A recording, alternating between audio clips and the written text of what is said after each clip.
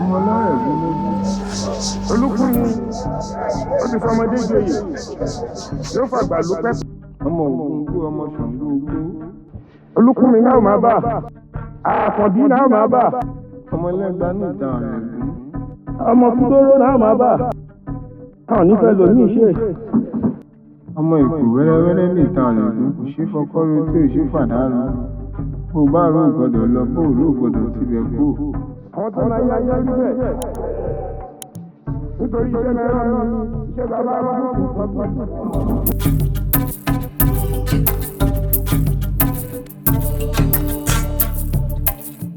Today, Ọ̀rẹ́gún land celebrates 5 years of His Royal Majesty.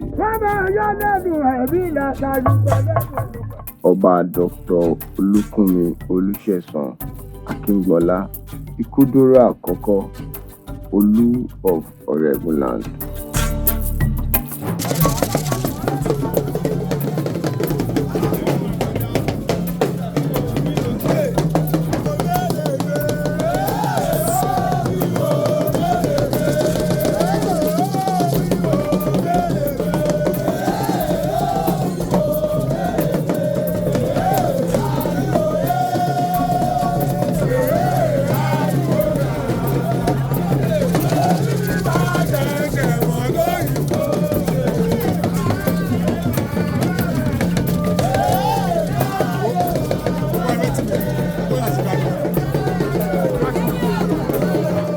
The drum sets the tone.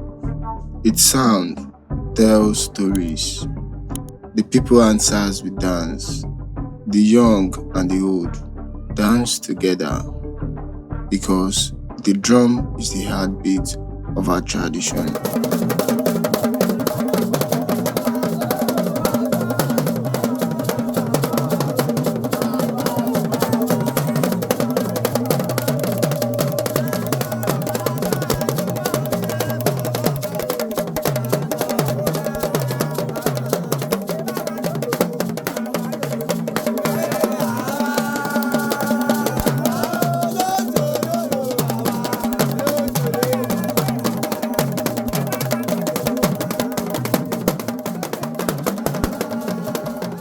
The ancestors come among us. The Egungun appear, not as entertainment, but as messengers from the spirit world.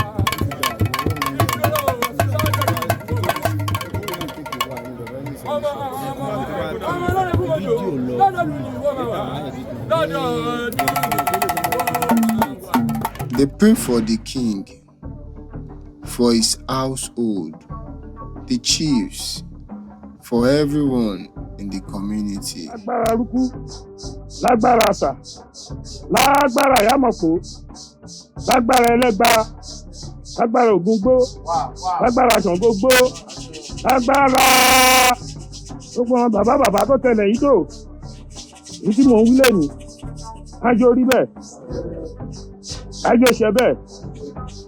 Here in Ọ̀rẹ́gún land, tradition is alive.